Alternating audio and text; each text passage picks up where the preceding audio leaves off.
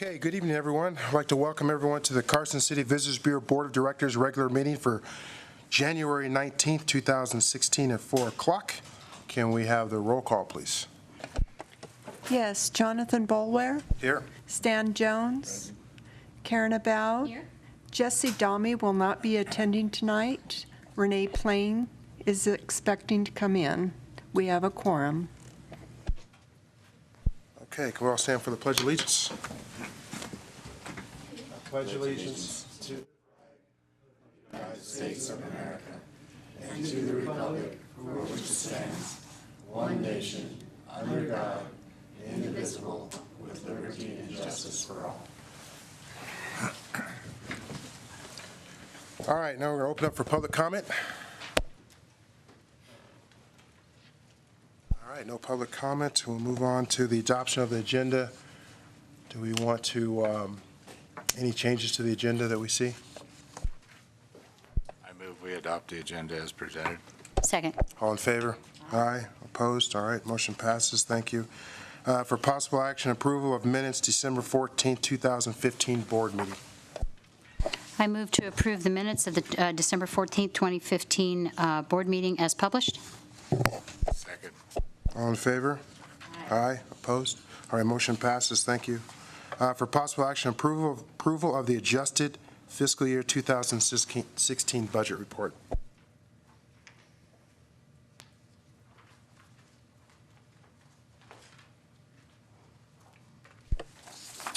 Okay.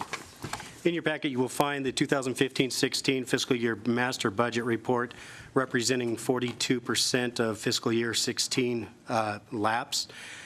This accounting period would be through November 30th of 2015.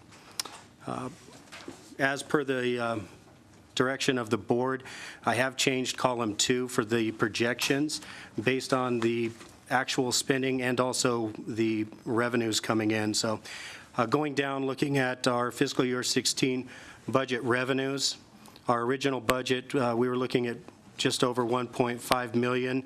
It looks like that's increased a little bit to 1,578,881 as our projections based on our current room tax revenue coming in.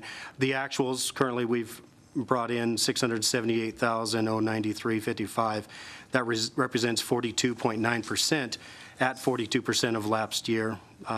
And once again, that's always a month behind. So the projections, the increase in projections, there'll be another full month of room tax revenues added to that. That'll just show why we're going up considerably. And in my executive director's report, you'll see that we're still consistent at about a 10% increase year to date in our room tax revenue. So things are going good. Expendable revenues, if you go down on that same page 2 of your report, you can see that everything is still within that budget line item of 42%.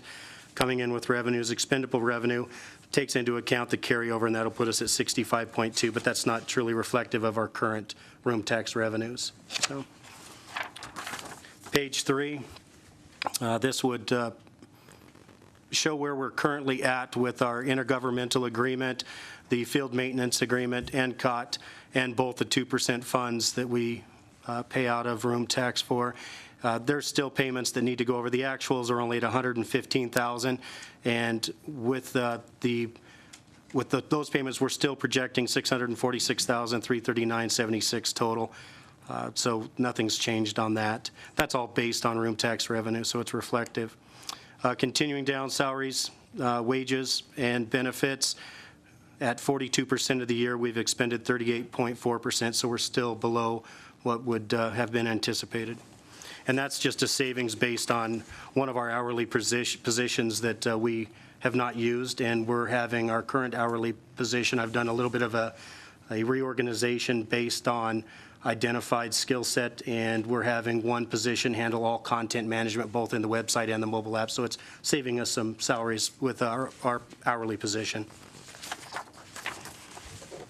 Page 4 of 5, going down now on all of our expenses. So this is the heart of it. At 42% in our professional services, we've expended 44.2%. Once again, we're a little heavy on the front end with our contractual agreements, but we're still right in, and we're projecting now with those room tax increases, this is where we spend the majority of our revenues, and with the increased revenue coming in, most of that is reflected in an increased projected expenses within the contractual agreement, so that's jumping up to $82,000. Once again, just based on the room tax revenues. If room tax revenues prove not to stay consistent, this is where we'd make those cuts. We're at 23.2% in our property services, 37.1% in other services, which is insurance, special event funding, printing and advertisement. So we're still below at 42% of last year. In operating supplies, as I mentioned last meeting, you'll see this continually drop meeting to meeting because we're heavy on the front end. We buy most of our office supplies at the beginning of the year, and it will slow up. We'll be at less than 100% at the end of the year. Visitors Bureau utilities, we're at 28.5%, so still below what was projected. And services and supplies total, all expenses were at 37.9% at 42%, so still running conservative with all of our expenses. And the last page is just the worksheet for Department of Taxation. So any questions on the fiscal year update? Okay. Any comments from the audience on the budget? I move to approve the adjusted fiscal year 16 budget report as presented through November 30th of 2015. All in favor? Aye. Opposed? All right, motion passes. Thank you.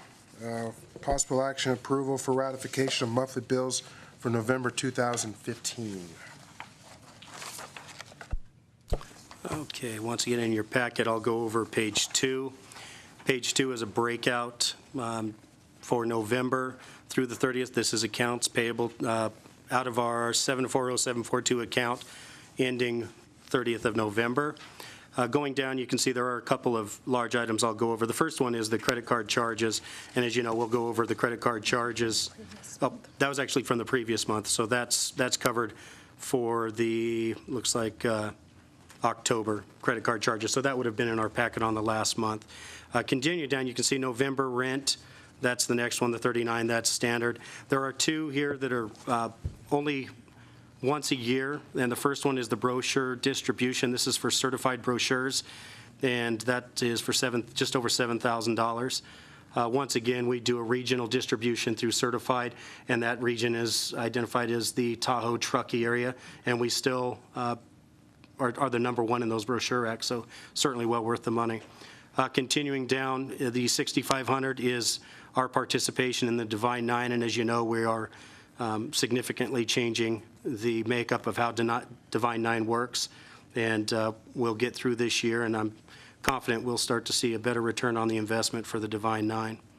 Joel, Yes. Is that our total fee on the Divine Nine, 6,500? Correct, that's 6,500, and that's both Carson Valley Visitors Bureau and Carson City put together the 6,500. So, continuing down, you've got the first payment for the contractual agreement for Epic Rides of $25,000, and the sponsorship for the Platinum Nevada Day Parade, even though it was in November, it's just coming out now for the $5,000. The rest of it is all just standard monthly. And if there's no questions on page 2. Page 3 is the breakout of all of the credit card purchases with all bureau payments, and going down, looking at the amounts, I'm actually not seeing anything. There's nothing over the $699 for the Blue Bridge Digital, which is the mobile app maintenance fee. The rest of it is all, I think, $140 or below. There's one for $185 on the top, and that's just for store display changes throughout the winter that we did. Third page for the credit card purchases there. The printer rental is the only one, and once again, that's actually a little lower than it normally is based on the total copies that we made, so it's just under $3,000, and the rest of it is all just standard monthly.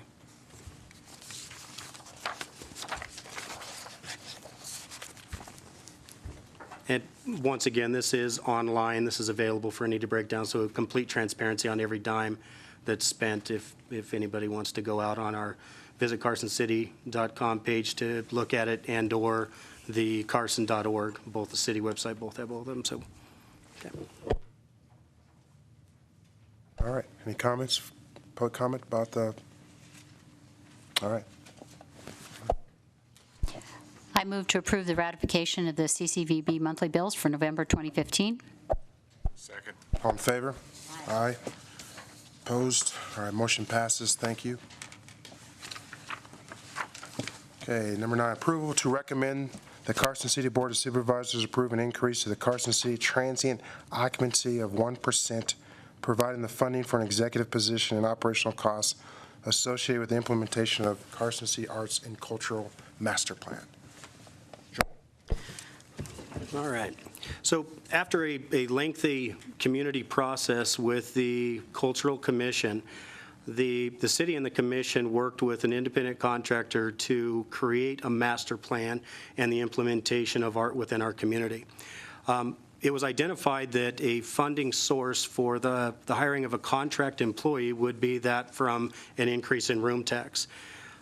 Knowing that we've always pushed that we manage room tax and we try to measure a return on the investment of all use of room tax, sitting down with the Cultural Commission and looking at the master plan, there was complete support for the master plan and the implementation strategies. The question was, would we get the support of the lodging properties for the increase of 1%?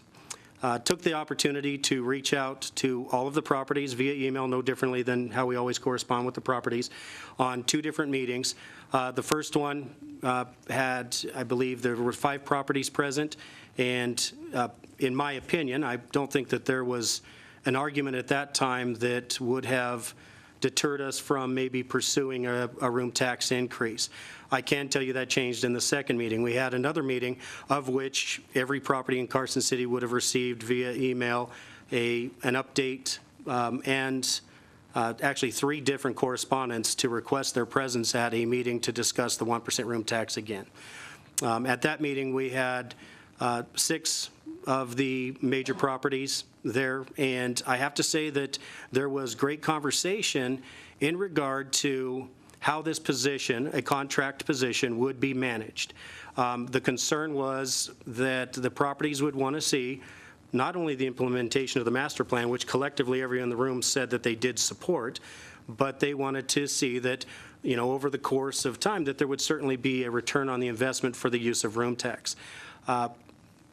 Having an opportunity to put together a plan of action, I went back to those 6 properties and talked to 5 of them, had to leave a message on the 6th, and discussed a different approach. The original approach was that the 1% room tax would be increased, and this position that would be hired would be reporting and working out of the city manager's office.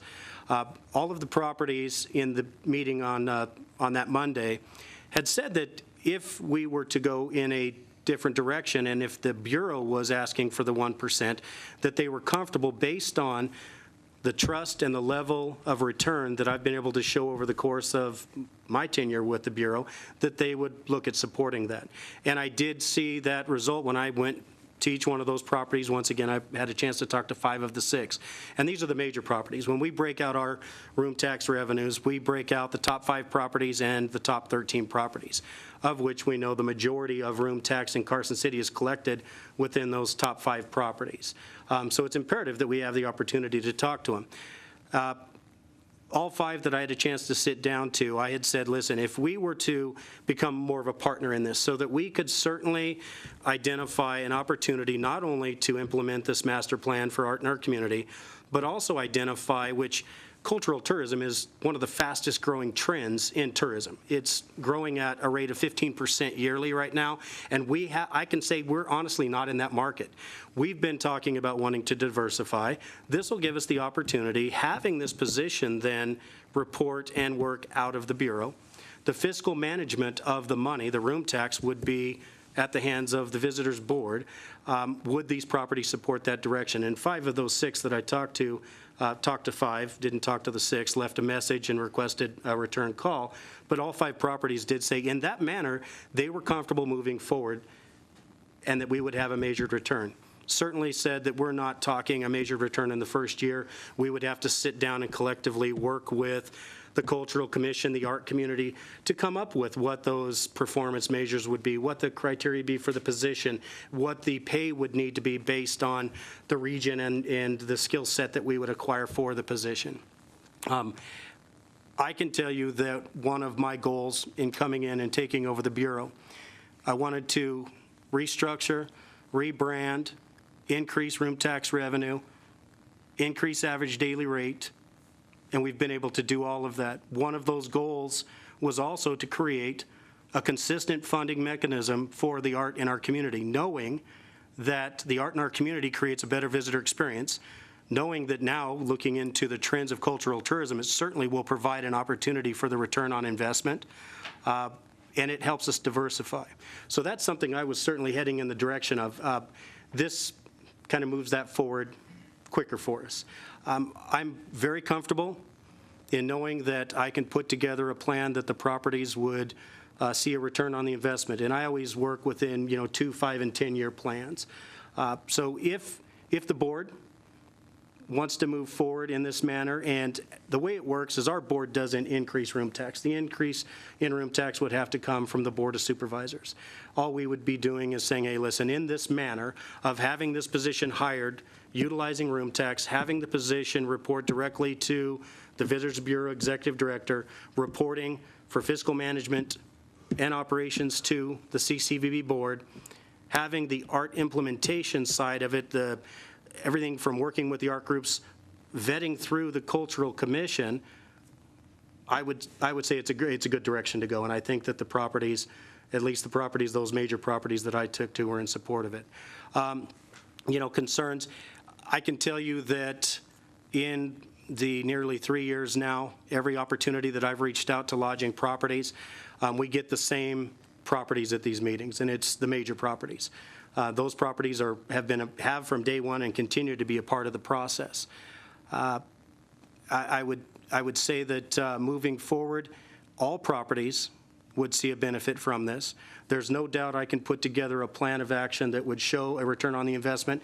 We don't look at individual properties. We put an umbrella over all lodging, all the way from RVs to our top properties, and all of them would certainly see a benefit from it. Some of the first steps we'd have to do is I would want to work with the art community, the Cultural Commission, to do an inventory of assets. What do we currently have? How can we better market to our largest travel group, which is business travelers?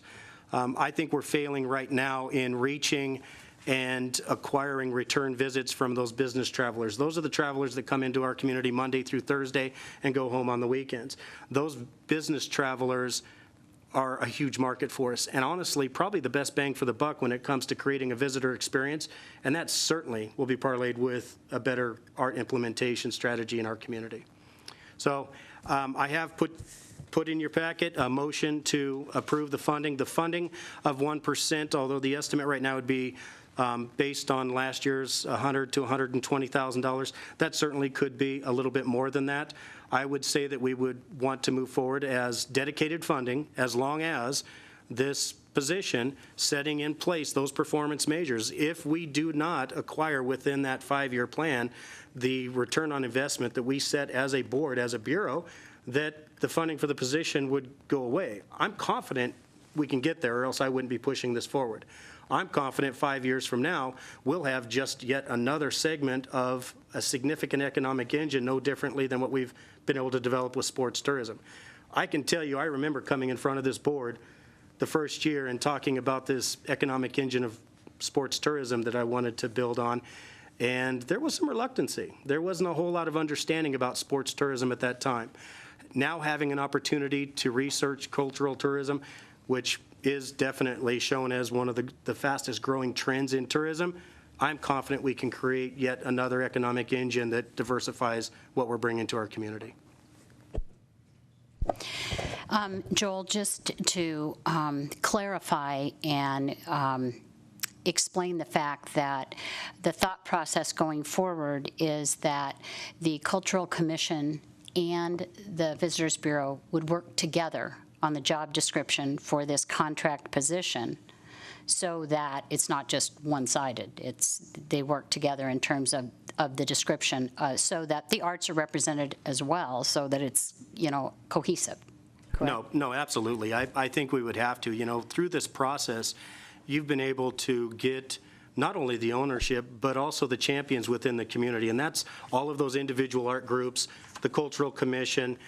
You hired a consultant that was instrumental in this process. I think collectively we have to get a lot of people together at the table to identify what those performance measures were. Ultimately, they'll be vetted through this board for approval so that we can confidently tell the lodging properties, yes, as part of this entire plan. There's a portion that identifies where that return will come in cultural tourism.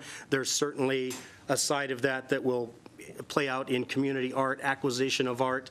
I think it's the best model because we're getting the return on the investment for the lodging properties. We're being able to implement that art master plan. If it was just the Bureau sitting down, I think the perception would certainly be that all we were concerned about was the heads and beds. Having us be part of that process now, we can definitely let the properties know that we're going to have that measure, but it's got to be a system of measures. So yeah, definitely. And you are aware that we do have a template to work from in terms of that job description. So we're not reinventing the wheel. It's just tailoring it to what this community needs. Correct. So the motion that I put in front of you would read exactly that the fiscal management of this position that would be housed and operating out of the Visitors Bureau would be that from the Visitors Board. The process of working through the implementation of the master plan, working with all of those art groups, will be vetted through the original Cultural Commission. That's how it started with this master plan. I think this board would just oversee the financial aspect of the position. So, in the big picture, when I think of this person, who was hired, having an opportunity to sit around 7 or 8 very creative minds that are focused on making this community better, driving wealth to our businesses. One thing I did through this, when we talk about heads and beds, I don't think that we sell enough that only about 25% of the visitor spending truly equates to lodging. The majority of that visitor spending goes to our business community. So when the lodging properties come together collectively and say, listen, we need to make sure we're focused on heads and beds, they also understand that visitor spending spreads that new wealth throughout our entire community. So this is not only good for lodging properties, this will be great for our business community, great for our arts community. So yeah. So I'm thinking before we do board, do you have another question? I was going to open up for public comment before we do our board discussion. You want to do that first, or? Okay. Excuse me, Chairman. I just wanted to report that Renee Plain is in attendance. That's good. I didn't notice, but yeah, there she is. Okay, thank you. When we talk about startups, I've been involved in startups before, and I don't like to use the term "this person." We're down the road, and very shortly down the road, this director is going to have some admin support, and I don't want. The conception is that we're only going to have one person. If we do this, there's going to be 2 people. There has to be. The time frame for this to get established is probably from now to July, the time we get a budget, job descriptions, advertising, on and on. So we're still looking at down the road. Are you saying that at the end of 5 years, this funding will sunset? Is that what you're implying? No. At the end of the 5 years is when, as a board, I think we have to look at, okay, have we achieved those measurable goals? Have we been able to show the return on the investment that we set for the properties? Have we reached the goals on the implementation of the master plan, which obviously would be reported from the Cultural Commission? At that time, we'll assess, listen, is this showing to be a worthwhile investment? And I would say at that time, no differently than we've done now with sports tourism, we address the fact of creating it as an ongoing funding source. Okay. Yeah. My last question, did you make any further attempt to contact these other properties? You said you had 5 or 6.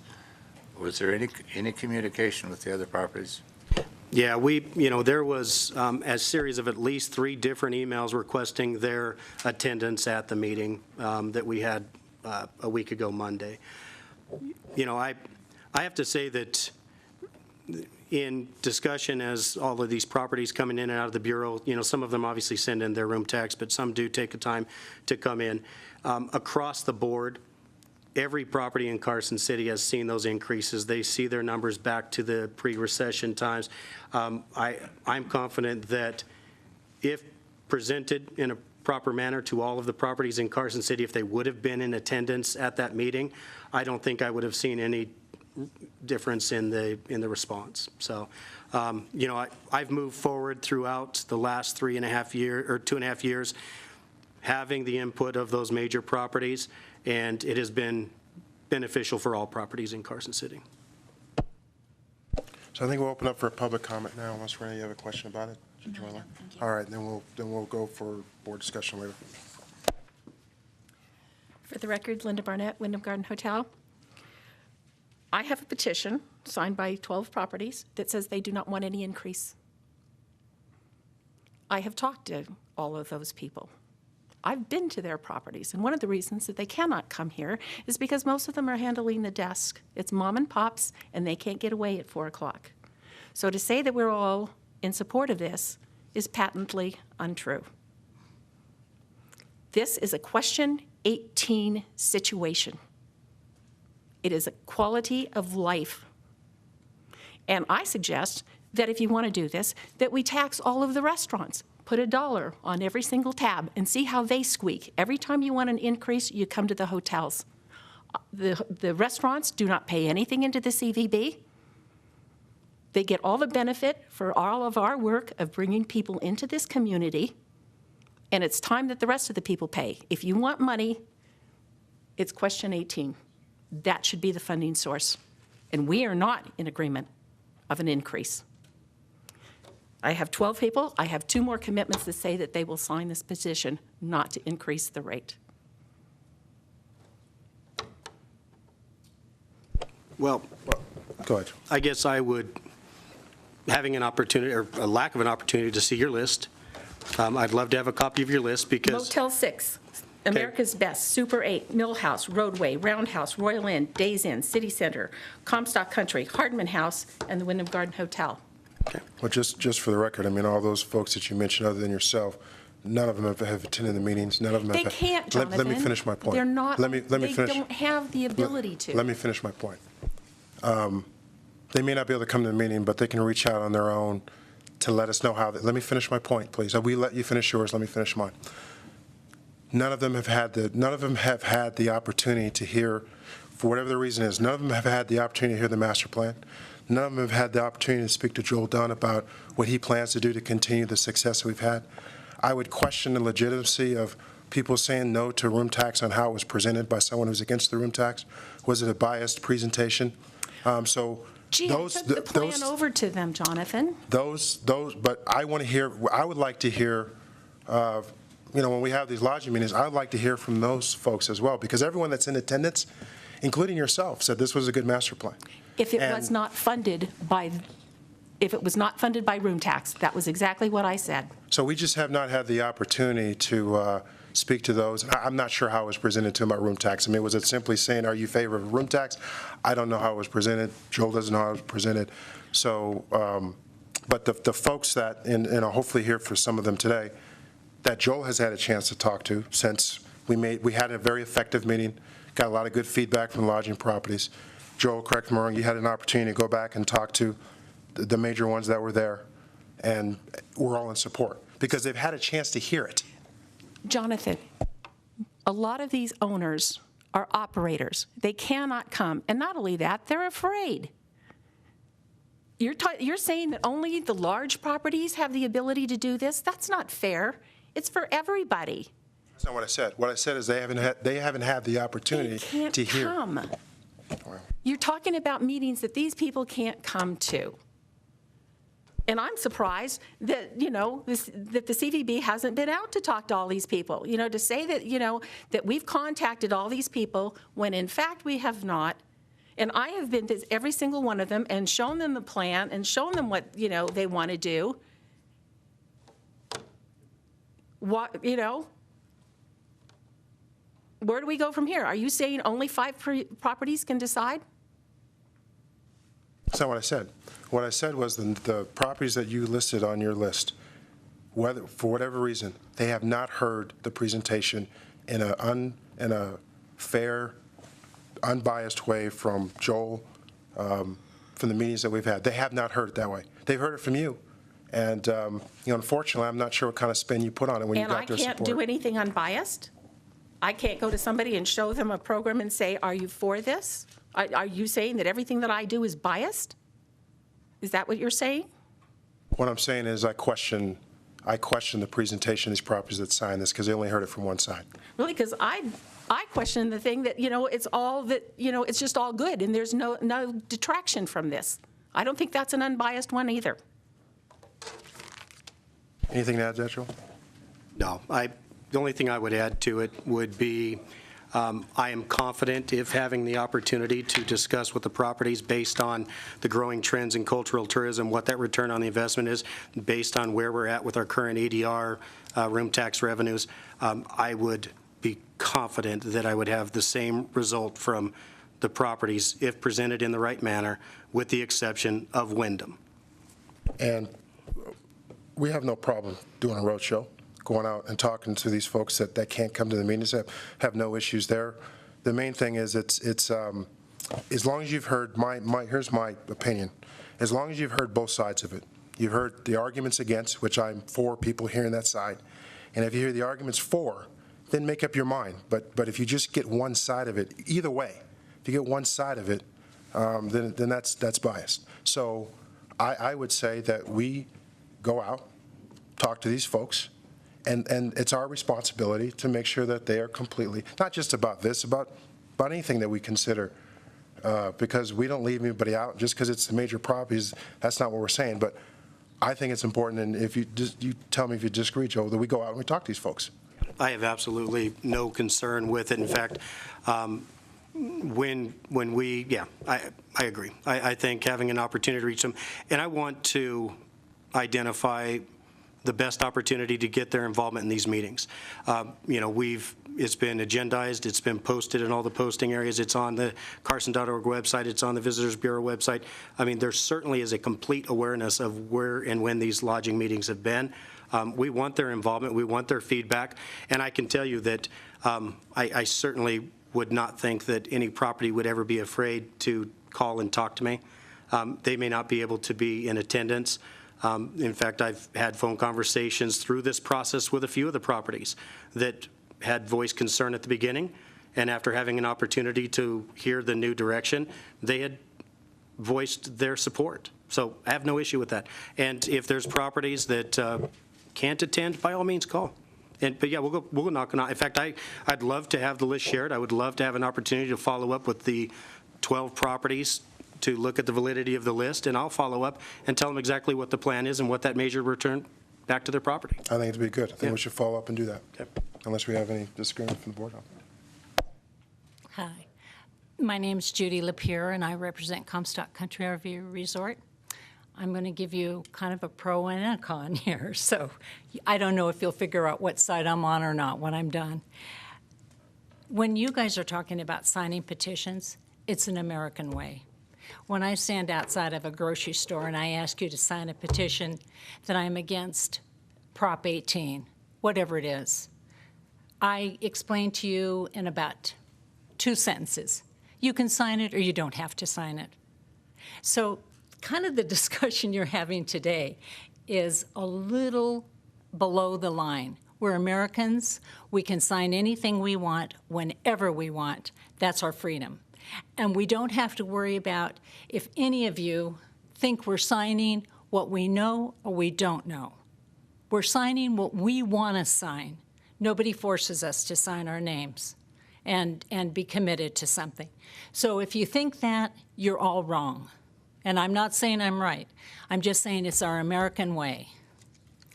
And the other thing is that, Joel, when you're saying that we're back to our previous, before the recession, you're wrong. We're not back there yet. We've had a great year this year, but nothing compared to pre-recession. We've had 7 or 8 really tough years. I don't know about any of Jonathan yours. I don't know about anybody else's. But I know my husband and I keep a 9.5, 9.5, 9.5. The best you can get's a 10 in the, as you know, in Good Sam. And I look at it is that our property is over 60 years old. And so if we're getting a 9.5, 9.5, 9.5, we're taking care of our property, but we're having to put back into our property almost all the money we make to keep it a clean, decent property, to show people. We're now getting groups coming back this year that were there last year, 25, 30, 40 sites. We're pleased, but you guys don't do this because all of a sudden we're making money. You know, we're going to go from 5 cents a gallon to 14 cents a gallon. And I know that doesn't have anything to do with this. But it's like all of you think, okay, last year you made $1, give it to us. No, let us keep it for a year or 2 or 3. Give us an opportunity. Okay, that's my half. Now my other half is, I think what you're trying to do is a great idea. I don't think it's for Carson City. I think it's for a 655,000 group. I think we need to do it on a very minimum level. I think you need to work with the Brewery Arts Commission. I think that's where you should go. I think— Judy, can I respond? We are working with the Brewery Arts. But it has to, they can't be all parts to all people. This has gone through a complete master plan process, including them, that was extensive. And everybody's got a part to play, but a lot of these agencies are run by volunteers or staffed by volunteers and that sort of thing. They can only do so much. What's proven successful in communities throughout the nation is that you need somebody that actually spearheads and helps coordinate the efforts. It's been very successful. In 55,000 communities? Yes, and that. Okay. Well, I can't see a 55,000 community paying somebody $120,000. The position is not that much money. It's the pay range is between 55 and 75. Well, it's in here.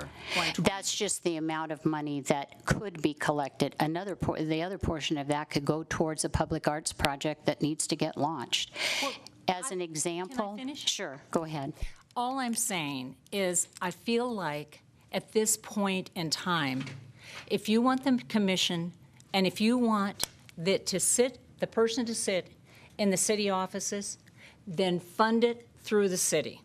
If you want this person to sit in the tourism and be responsible to our tourism director, then he or she is totally under the tourism director and the tourism board. Otherwise, I don't feel like we should be spending 1 penny. Not 1 penny. It needs to be a collaboration with the Cultural Commission. It has to be a collaboration of the arts because they're forwarding a master plan that was developed through the Cultural Commission. Then you should handle it, my feeling, totally, is you should handle it through the city. Have them sit in the city offices, have them do that, and fund it through raising whatever tax. We don't have any money left because we've used the 8%. So you guys are looking for money. Give us a chance. Give every single property an opportunity to get 2 or 3 ins. There's some properties in town that really need a little bit of tender loving care.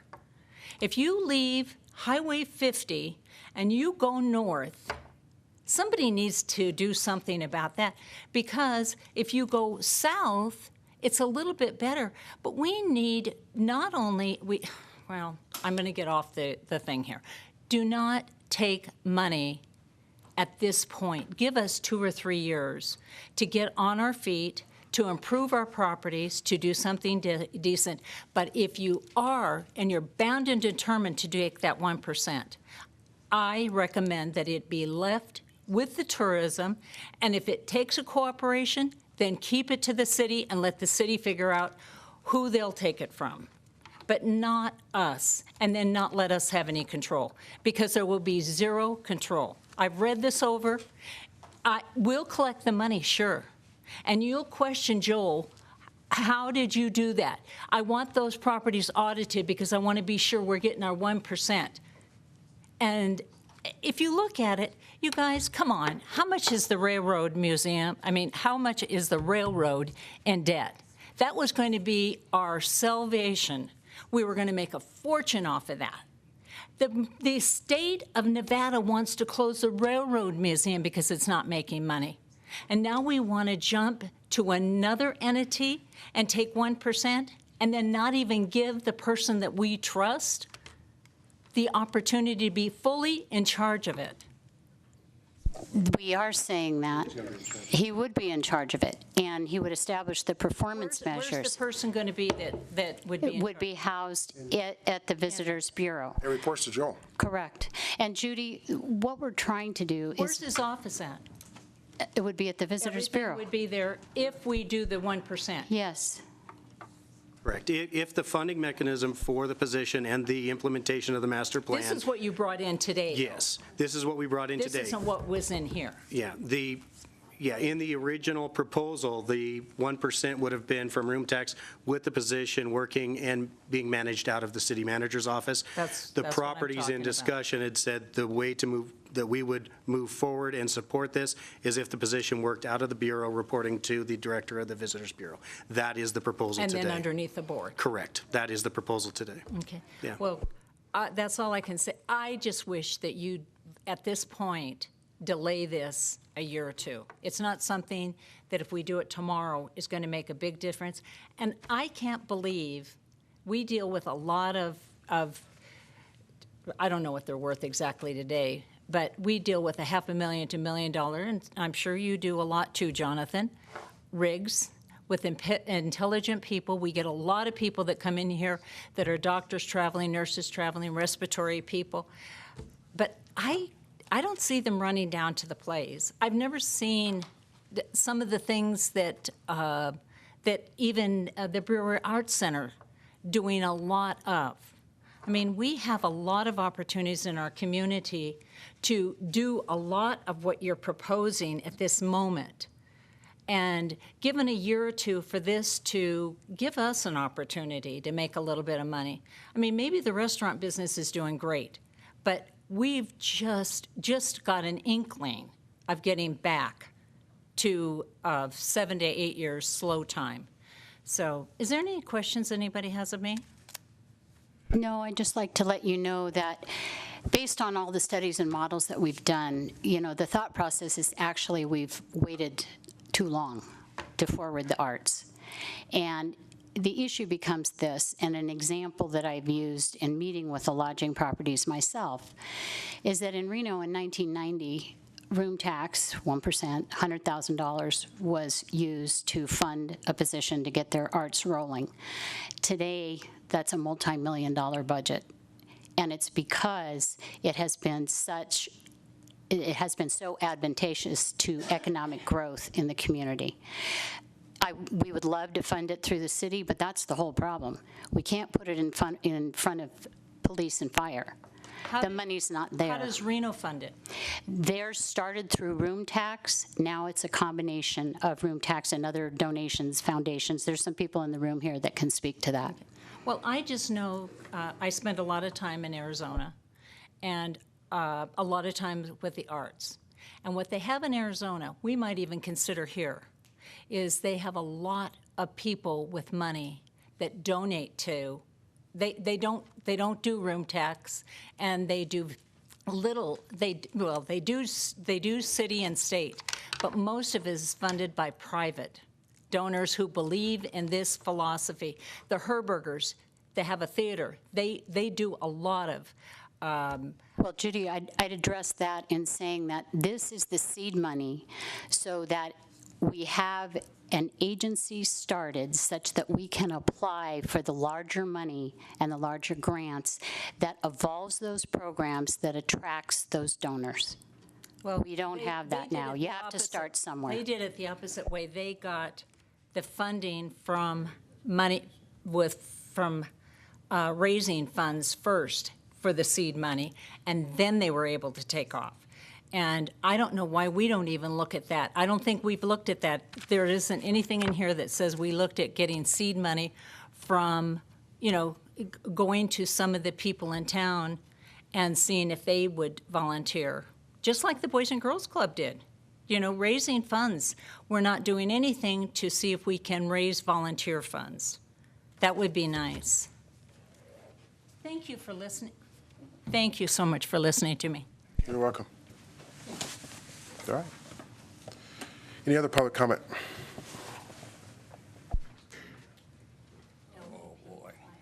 Gene Lapierre, I'm the owner of the Comstock RV Park. What I would like to see, a letter sent to each one of the properties, signed by the owners, not the managers, that this is what we're trying to do. We want to raise the room tax. That's the good American way. The properties involved will vote for it. I asked for this with the V&T 12, 14 years ago. Look at the mess we're in today, and we'll never get out of that.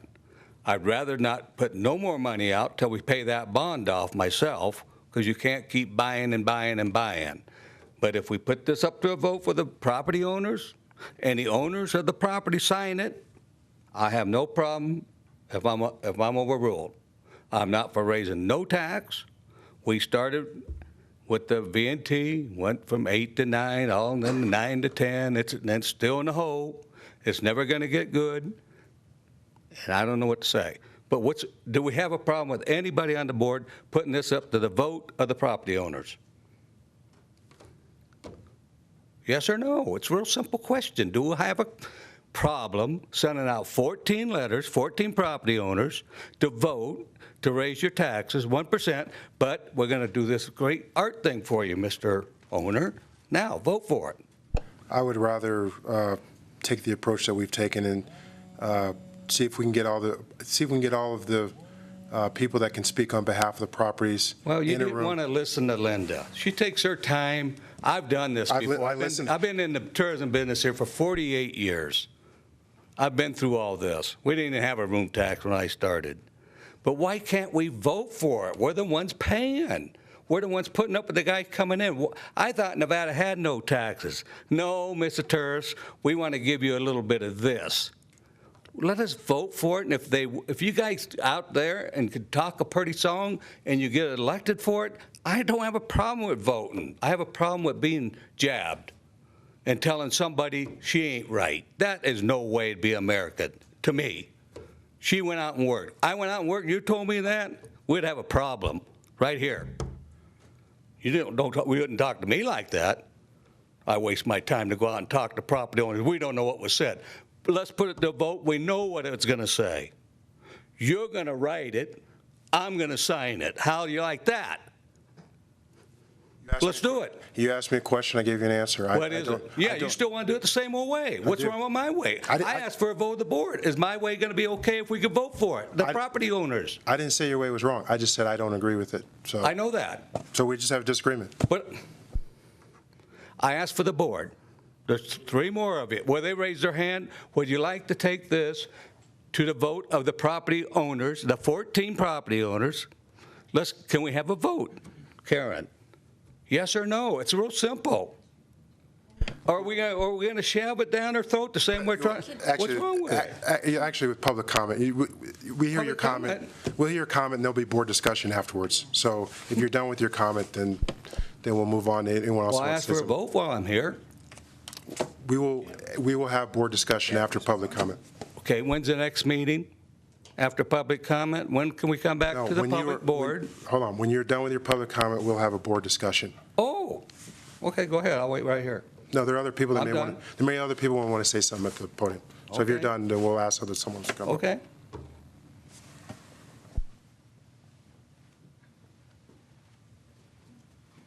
I'd like to ask one other question. Why do you, Linda Barnett, the ADR has increased, and what has the CVB done to increase the ADR here?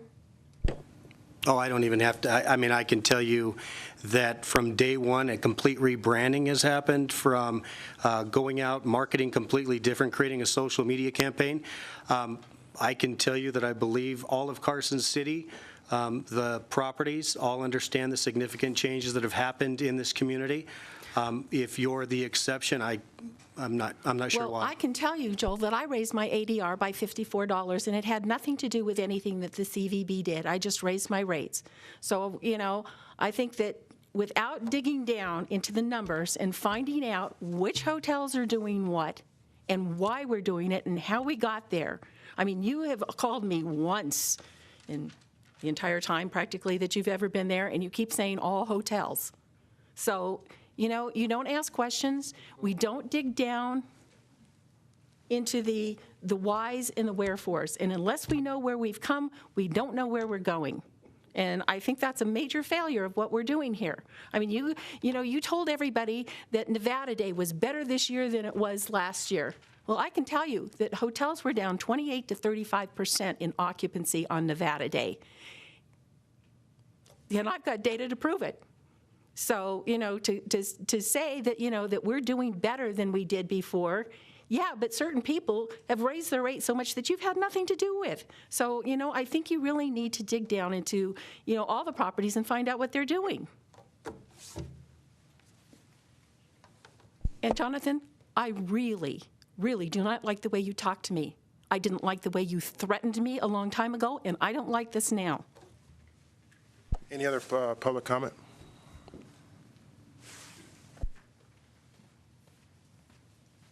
I'm almost afraid. Dwight Millard with the Plaza Hotel. Now, you guys are in a difficult situation, I understand.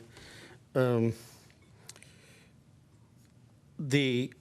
don't pay the room tax. We pass it on to the next guy. So I think we have to think about it a little different. These people don't take that money out of their pocket. They maybe think they do because it's an offset, because they can raise higher rates and they have to lower the rates. But that's kind of a trivial situation. My question would be more to, can we fund this without raising the tax? Just think about it. We're talking about a long-term situation here where perhaps, I know that the budget's increasing, things are getting better in terms of what's going on, and I would like to see it funded in a progressive manner. I questioned this the other night about the $120,000. If you're going to pay $60,000 to somebody, maybe it's possible through Joel's jiggling of the balls that it could be paid that way, with a future of raising the tax, maybe 0.5% or a full percent later on if it shows to be good. And the other thing that I would ask that you consider is, I like what Joel's come forward with as a possible solution, rather than letting the city manage it. The city doesn't do a real good job, with all due respect, at managing a lot of stuff. But I think it's better if it's direct control. I think as the freeway gets completed, my concern, and I expressed it at the lodging meeting, is that if we spend the 1% now, it kind of limits us later on.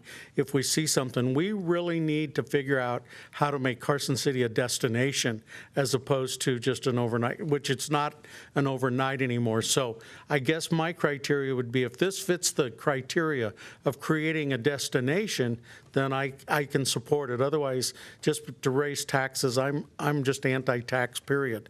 I think we pay too much as it is. But, you know, if it's going to come, then I'd like to see it. And the last thing is, would you consider, if you raise the tax, to sunset it in 3 to 5 years and say, okay, this isn't something that's going to go on forever. If this doesn't prove to be successful in 3 or 4 years, then the tax will go away. And then if the city really thinks, if it's gone out and got enough grants, we gave it the seed money to get started, then perhaps there's other methods that it could work after that. And that's the only thing I'd suggest.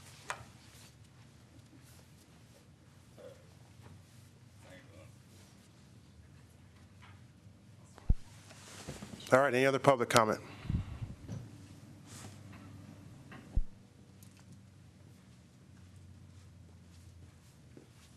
Hello, My name is Selena Clark. I am the Director of Sales for the Courtyard by Marriott. I'm representing Courtyard Marriott.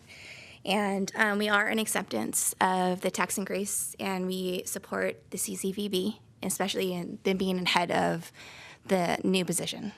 So just want to put that on the record. Thank you. Thank you. Oh, any questions? No. No?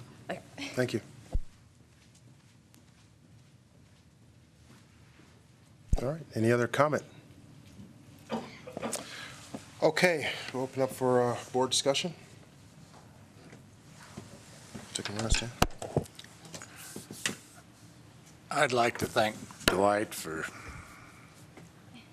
mentioning that this is a pass-on. This isn't something that's paid for out of everybody's pocket. And I could support a sunset on this. I really could. And I don't know if there's a statute that says we have to have it for 3 years or 5 years. I think it's 5, but I'm not. I'm comfortable with that, saying if it isn't a success in 5 years, it sunsets. Yeah, I agree. I think I like that suggestion, Dwight. And one comment to Mrs. Lapierre. I went to the Brewery Arts when we first started discussing this, and they wanted to say, do you want to be, my feeling is we need an umbrella. Somebody had to be an umbrella over all these different art groups within the town. And I asked the brewery if they were interested, and they said no, that they've had some severe financial problems. They're now getting back in the black, and they're comfortable with their program the way it is, and they just graciously declined. I still think when you say to hire a dedicated executive position, it's going to be more than one position here. And it's probably going to take the bulk of the 110, 20,000 that we get to support these two positions. I don't see a lot of extra money for anything else in the arts but that. Kendall, what was her last name? Hardy. She implied that these positions should generate a lot of money after a 5-year period. That there are firms, national and local companies, that are looking to donate money, and I guess the proof of the pie is in the pudding, because I don't know that. But she said that is a success rate, and she's from Phoenix and was very familiar, and she mentioned the Phoenix operation numerous times. I'm comfortable with doing, say, a 5-year program and it sunsets.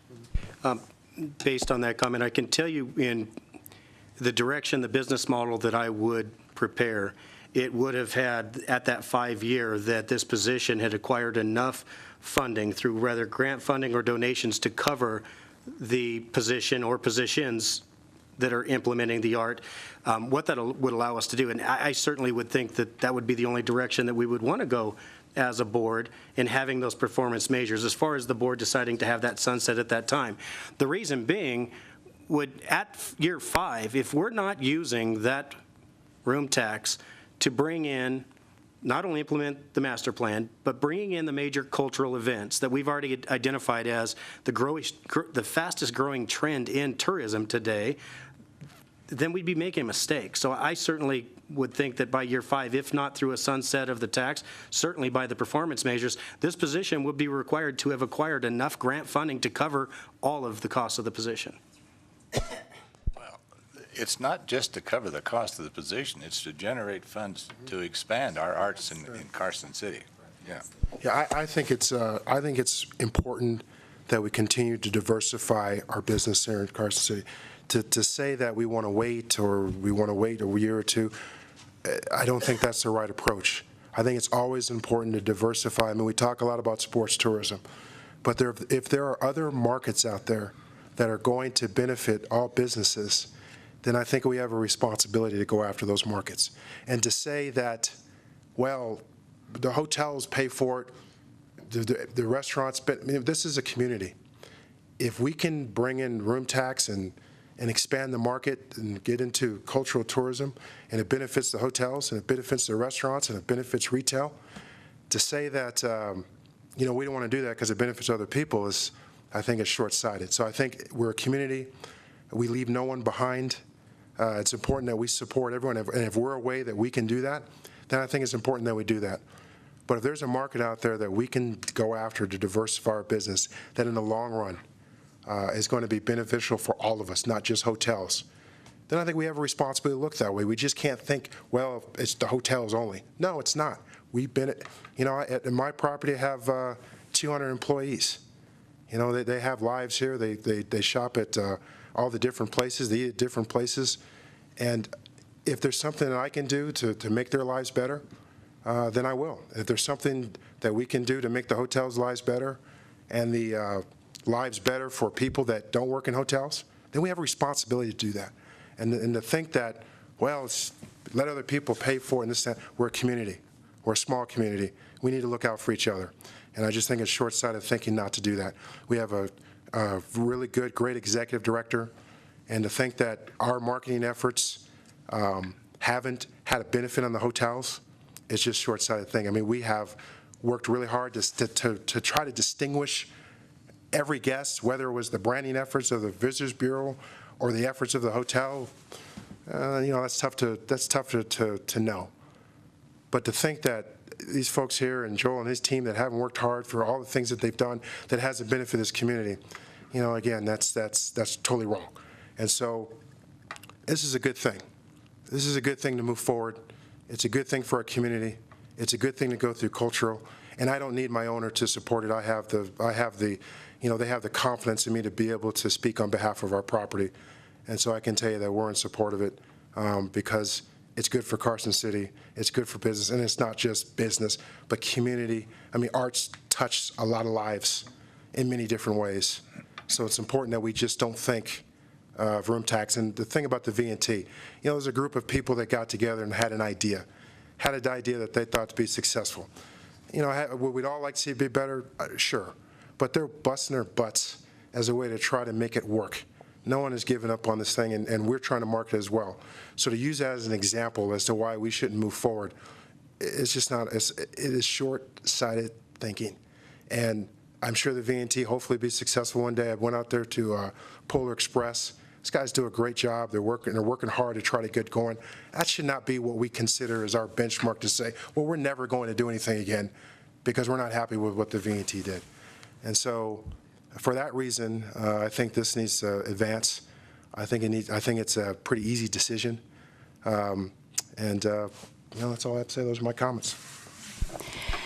And I would just like to say that in many communities, that's how the arts program has started. It's been a room tax, and it's been seed money. And from that point, the dollars have been generated through foundations, through donations, through grants, through all sorts of avenues. And many of the large arts programs that we see today are in place because of that. It's an untapped market for us, so I see it as revenue that is possible that we haven't been able to access because volunteers of various arts organizations just can't work collectively to get something done. You need one person to spearhead it. I feel that there's been an outcry from the community for a collective calendar, for coordination of arts events, and the logical place for that is at the Visitors Bureau. We already have one in place that could be easily expanded. That makes sense. That way we're not having overlap, or maybe we're expanding our weekend season to more midweek. And I see it as opportunity for us going forward and growing as community. It's important. And we've waited too long. There are many communities around us, Fallon being one of them, that already have public art programs and things in place that we don't have. We're the capital city. People will say we're not Reno, we're not this, we're not that. No, we're the capital city. We should do this. Do I want the other properties talked to? Yes, I do.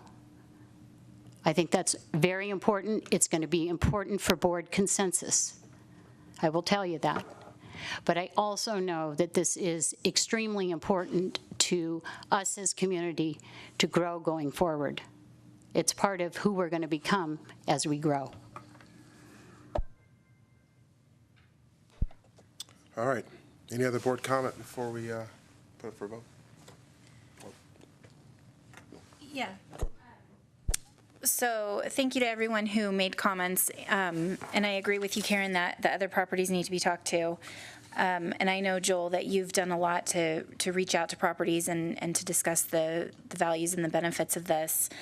I like the idea of having it sunset. And I do look at some of the things that the Brewery Arts Center is bringing in, like the concert series for next summer, and some of the other things. We've got a whole bunch of new visitors coming into our community this upcoming summer with epic rides, and having them come back and see some of the other things that we have to offer, including arts and including different culture, and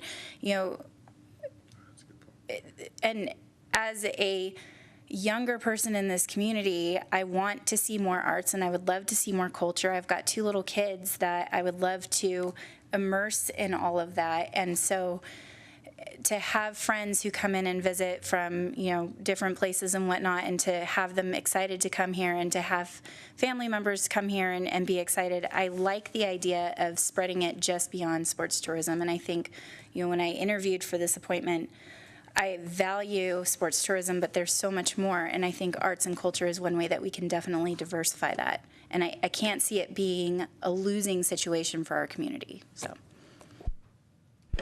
And before it goes to a motion, I would like to add that when you look at the concern as a community with the bypass, I share in that concern. I share in the concern of diversifying how we bring visitors to this community. Having an opportunity to get behind to become a partner, a managing partner in what has become a very collective effort of our community. I've seen this happen over the course of the last year, the presentations in front of the Board of Supervisors to the Cultural Commission. We have, I think, in my opinion, for the first time, seen all of these great art groups that work in their individual silos coming together, having an opportunity to be a part of that and move forward. And the fact that we've identified through almost every poll that one of the fastest trends in tourism is cultural tourism. We will be a player in this if it moves forward. If it goes through the Board of Supervisors, there will be a return on the investment for those properties. Having it sunset, I think, is the right direction. It works right into what would have been the performance measures. But I do think we need to continue today in creating and continuing to create Carson City as a destination. If we wait 2 years and that freeway goes by and we don't have, I already have the perception of why people have to get off at one of our 3 gateways into our community, that's a mistake. And I don't want to move forward making mistakes. I want to jump on, get into the cultural tourism scene. We'll continue to diversify. In reality, when you look at how we drive new wealth to our community, based on the success of sports tourism, it'll take maybe 2 to 3 successful major events based on cultural tourism and the assets we currently have in our community to show a return on that investment. That is not difficult to do. Okay. All right. So we're going to do a motion with that added staff. Yeah, we got it. Okay. So, I don't see the motion on here, though. Just read this whole thing. Okay.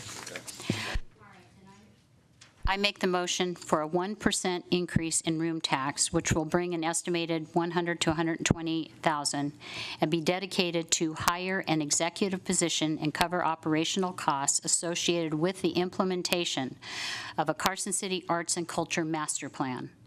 The position working out of the CCVB will advance the programs, policies, and initiatives outlined in the Carson City Arts and Culture Master Plan, in addition to assisting in the development of a cultural tourism campaign.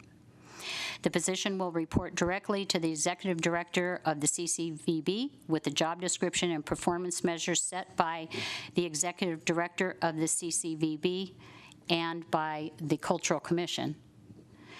and approved by the Carson City Visitors Bureau Board of Directors.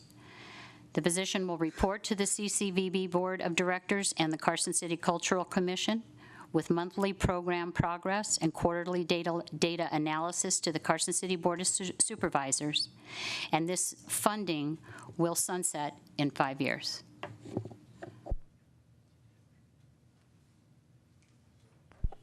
I'd like to change that last sentence to say, the program will be evaluated by the CCVB and the Carson City Cultural Commission for consideration of sunsetting at 5 years. I would accept that. Okay, that's a good change. It's not sunsetting. Yeah, to sunset. Well, before To evaluate. evaluation. Do you want to read Well, your, do it again, but I think we only want to sunset it if it's not working. right? Right. So if it's working, we're not going to want to sunset it. We're going to have funds that are going to take care of it after 5 years, correct? Hopefully, yeah. But- If it doesn't, Well, then we'll sunset it. But I think we need it for evaluation to Joel said sunset. that if it Yeah. doesn't work in 5 years, we will discontinue funding you, or it sunsets in 5 years, one Okay. or the other. Okay, that's fine. That, again, this program will be evaluated for sunset in 5 years. I think that's good. No. Joel said in 5 years, if it's not making. Judy, why don't you come up to the,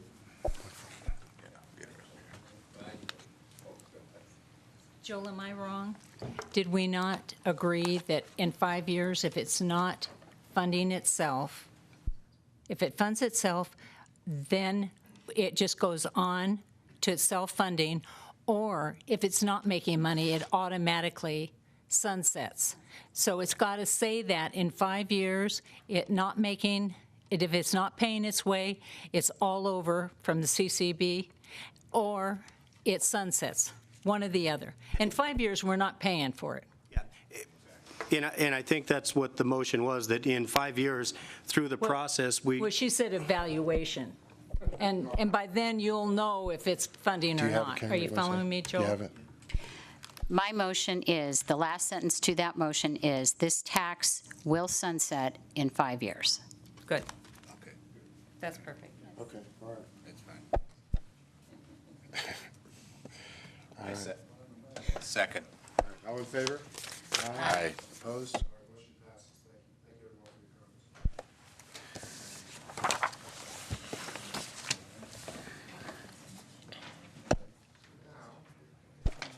Want the executive director's report.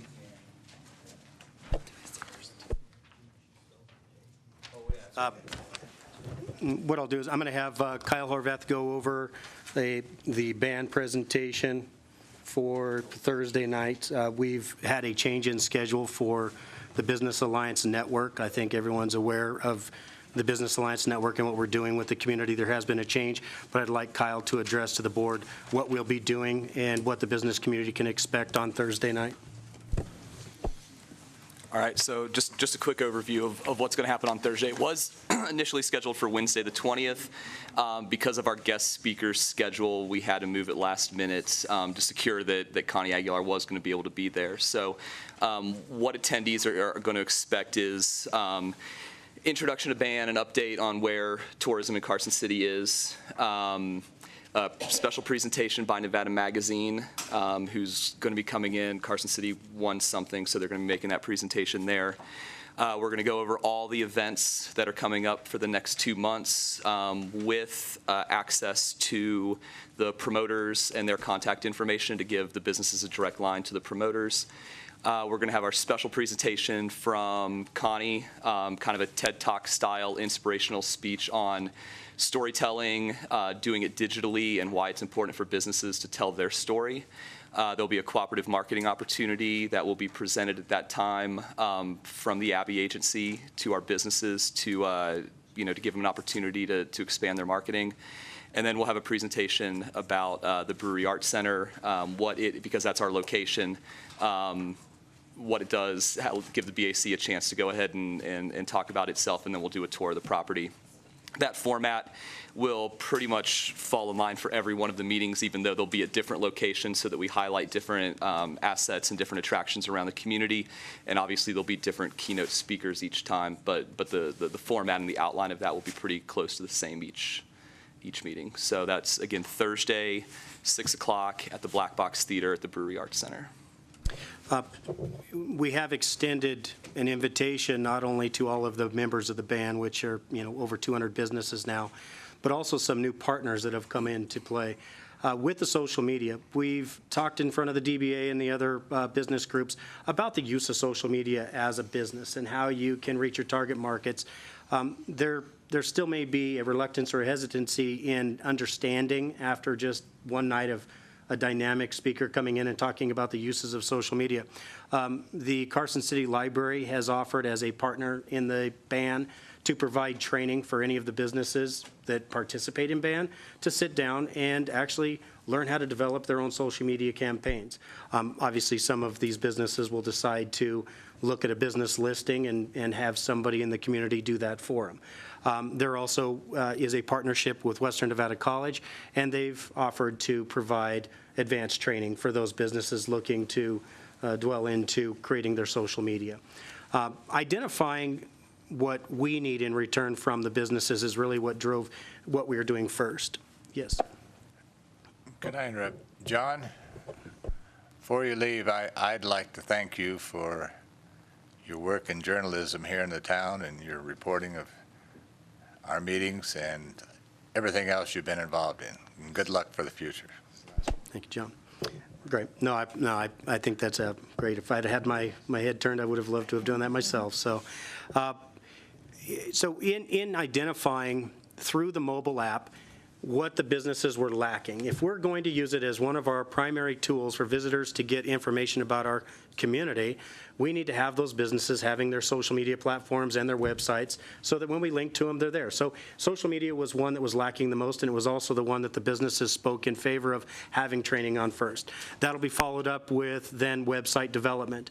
One of the other partners in this is obviously Travel Nevada.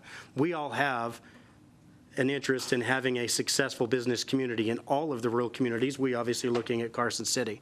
That partnership will come into creating some Google Analytics suites that the businesses can use to find out who's coming into their websites or their new websites they'll develop, who's coming into their social media, how they're getting there, what their interests are.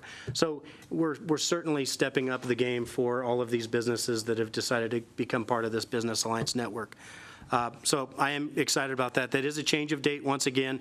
It will not be tomorrow night, Wednesday. It is Thursday, 6 o'clock at the Brewery Arts Center. We will go to another location for our February meeting. This becomes almost a familiarization opportunity for all those businesses. All the businesses attending will learn more about the Brewery Arts Center.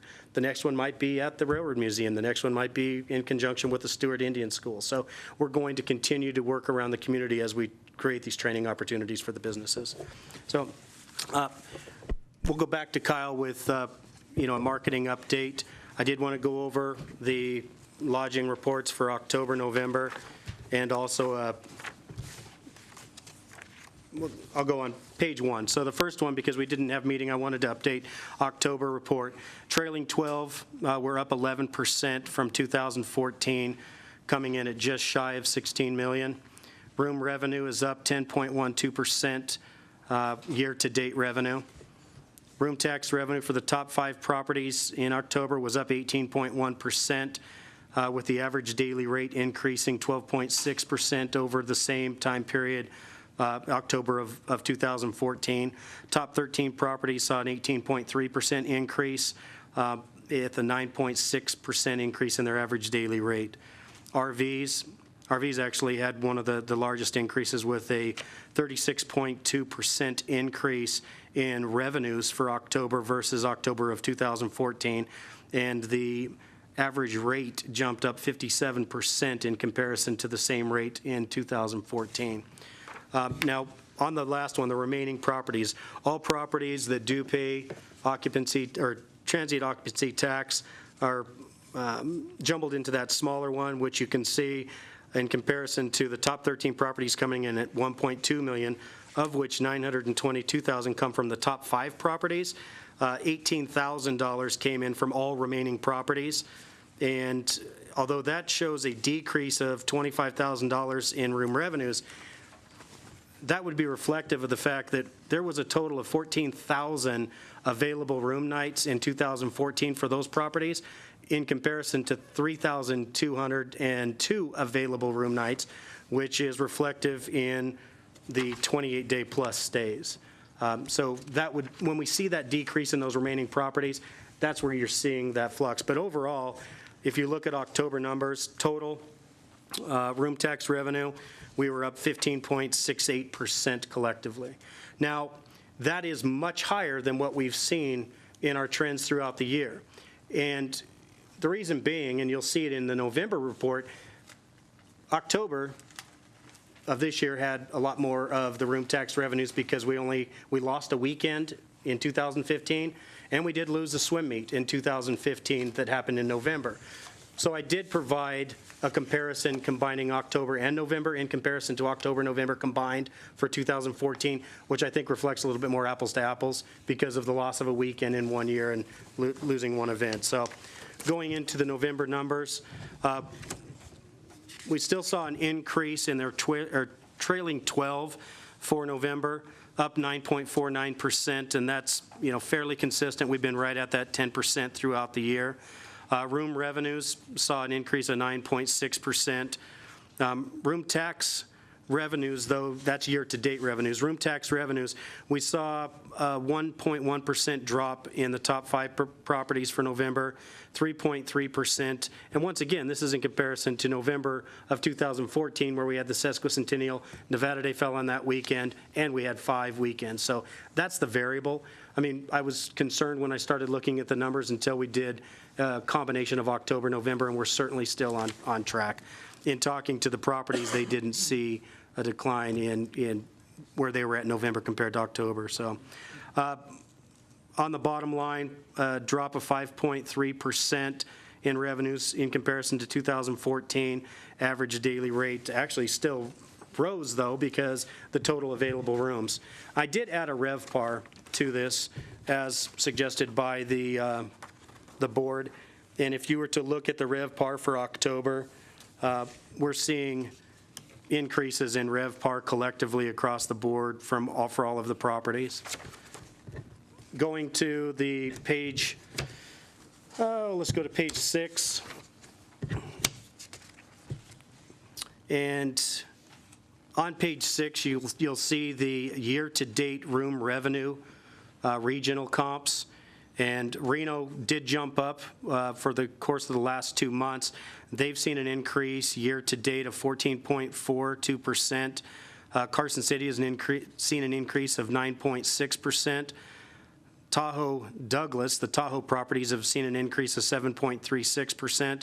And the Valley is at 3.57% up, with Virginia City up just about 0.5% in comparison to, for the year compared to 2014. Now, on page 7, you'll see the comparison for October, November of 2015 in comparison to 2014. And this gets right back in line with exactly where we've seen throughout the course of the year. Trailing 12 up 9.49%. Room tax revenues, once again, up 9.6%. Top 5 properties up 9.4%. Top 13 properties up 8.4%. The RV, the 3 RV parks are up 17.2%, and the remaining properties, once again, are still at that decline based on the total available rooms.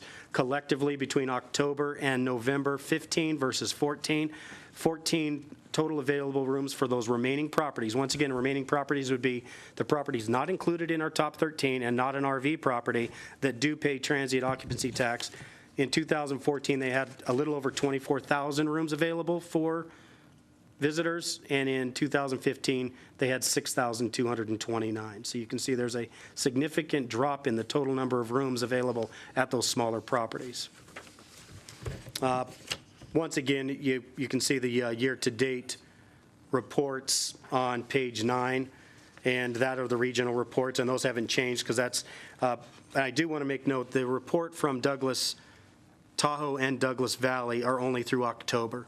they're actually 2 months behind in their reporting for their room tax revenues. Okay. So I'm very comfortable that we're continuing to head in the same direction. As you know, when you look at the proposed increase in room revenues, we did a very conservative 3% and talked about that we may reach as high as 6%, and we're seeing a consistent increase in room tax revenues of anywhere from 9 to 11% month to month. So we're certainly heading in the right direction, and we'll continue to do so. Thanks, Joel. Keep the good work. Do a marketing report? Yeah, I'm going to touch off on the first one, though, because I'm kind of excited to report this. And Kyle and I haven't had a chance to go over it because this data just came in yesterday. Kyle, I'm taking Kyle's thunder on this one. He doesn't look too happy about it. One of the things that we've continued to push is trying to get some data from our mobile app developer to give us direction in who's using our app, how they're using it, the sessions, what pages they're looking at, and some changes that we needed to see. And we've had this happen just in a short amount of 4 to 5 days. We just launched a new version of the app yesterday. What this version will offer the visitor is actually creating an itinerary. When you go through the tabs and you find what you're interested in Carson City, whether it's a restaurant, a shop, a lodging property, or even an event, you can add that event, that shop, that restaurant to your own personalized itinerary before you ever come into Carson City. What this is doing is it's simplifying that process so we actually have the format to use in our kiosk. The only thing we need to do now is to implement the ticket purchase, which we're working on, and that's just simply buying RSVP back into that mobile app. And we'll have everything we need to have those community kiosks be completely functional. We've taken a lot of time to develop content. We won't have to duplicate that content, so they were able to reach out. In addition to that, we now have some analytics. Now, this is a report directly from it. I will work with Kyle. Kyle will create a full-blown report based on the data that we want to see to give us direction. But I can tell you some of it's kind of shocking. You know, we've got between the two formats, the platforms that we have is an Android and an iPhone, an iOS. And the users are very different between the two. When you look at the total sessions, we're over 20,000 total sessions now on the mobile app, with the iPhone driving 2/3 of that. Total sessions on the iPhone was at 14,327. Total sessions on the Android was 6,618. Continuing back, you can see a breakdown. And I can't tell you, though, when you look at the platforms of iOS, they have to go and collect data from that user. And that user provides data, whether it's through their social media use, through other apps, through their phone, and that's how some of this data is collected. This is a third-party analysis of our mobile app. It's actually not from Visit Apps. But when you look at the interests of the visitors that are using our app currently, number one, by far, 71% in the iPhone platform is business travelers. That certainly drives us to know that we need to do more to market to our business travelers, and that ties right back into creating the cultural tourism aspect, which ties into the Monday through Thursday for our properties and our community. So that's certainly giving us direction of where we need to go. It ties all the way down to all of those other interests from sports, outdoors, all of it. But when you look at iPhone, 71% are business travelers. Pages 2, 3, 4, and 5 all break down individually, each one of those, from not only sports but extreme sports to are they dog lovers, do they follow home and garden pros. It's all there for us. And we really haven't had a whole lot of time to digest it or create a direction, but that's what Kyle and I will be working on over the course of the next couple of months.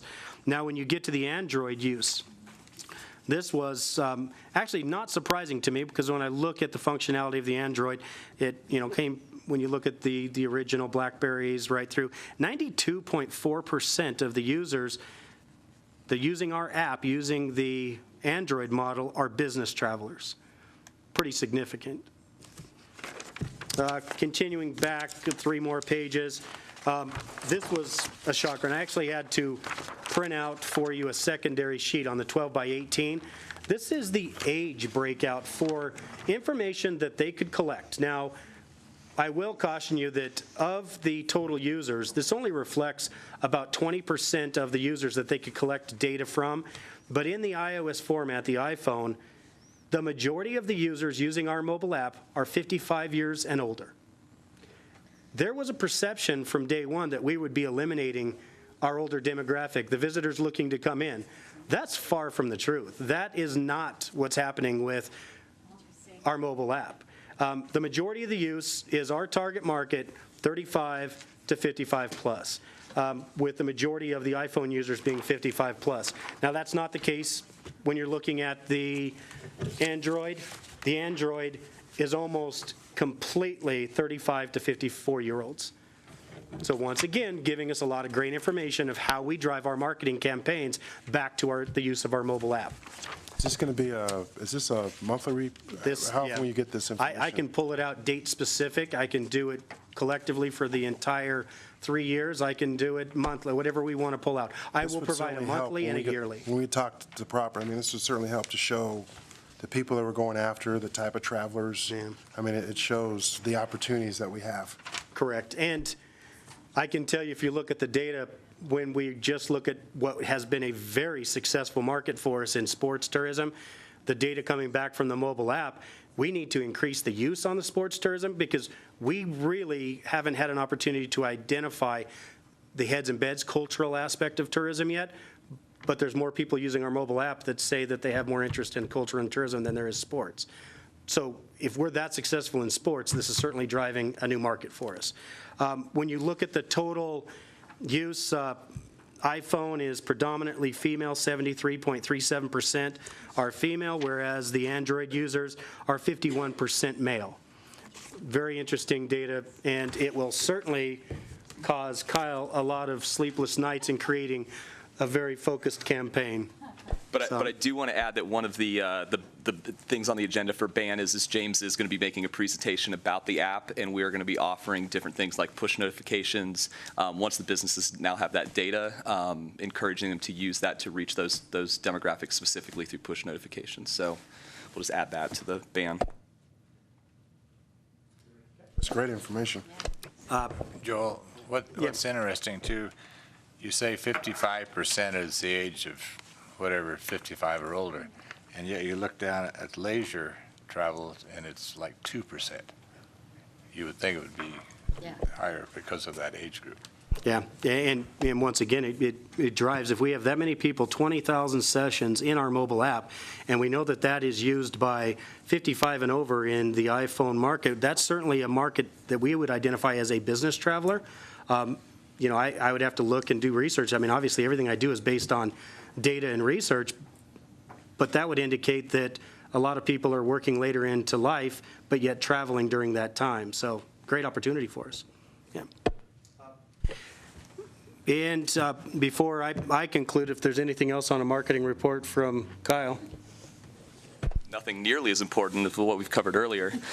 I will just add that we did send out another newsletter. It's been a few months since we sent one out, but we've added our addresses, about 1,500 new addresses through the partnership with Travel Nevada and Madden Media, as well as all the international trade shows from the Governor's Conference, all the cards that we picked up. So you can, that's 1,500 vetted email addresses from travel guides, tour guides, both domestic and international.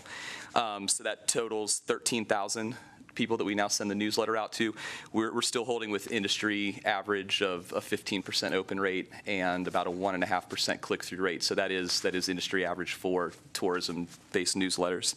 The content, if you haven't seen it, was an article on Gina Hill at the Brewery Arts Center, Richard Pitts, one of our umpires, and Donna Inverson about the open spaces and stuff like that. So still going along with the Faces of Carson City, also promoting BAN, the Epic Joel, Rides. which I want to comment, is really a nice feature. I think that's great. Cool. Yeah. Thanks. So in addition to the newsletter, we're also doing heavy promotion of the ski and stay packages. We've got a print ad in Tahoe Powder Magazine. We've got a print ad in Nevada Magazine. We've got social media ads right now promoting spring break, getting the ski packages in San Francisco, Sacramento, and LA. And then we're also doing another one, spring break for the rural communities, separate so we can see which side of the mountain is biting We also had a Christmas commercial for shopping out over the holiday season. That's done. We've reworked that commercial now to be more of a just a shop in Carson City commercial. So that's going to be running once we get the last little bit of edits done on that. And the last things we have coming up are February 27th and 28th, the LA Travel Show, which is going to be with Travel Nevada, partnering with them. So we'll be going down there, and then March 5th and 6th will be the Santa Clara Travel Show, and that'll just be Carson City and Carson Valley going to that one. And then we've also updated some more stuff on the website. We got the Nevada events back up where we lost that during the transition. And again, the whole idea of that is we're parlaying the SEO of some of these other larger events, getting people to come to our landing page, and then having links to our lodging properties, links to our shopping, links to our dining, and encouraging people to stay in Carson City even if they are coming for these bigger regional events. And that's it. Okay. All righty. And I guess next up, February meeting, 2/8. Is that good for everybody? February 8th? All right. Any final public comment? All right. Seeing none, any other board comments or announcements? No. All right. Possible action to adjourn. Second. All in favor? Aye. Opposed? Meeting is adjourned. Thank you, everybody.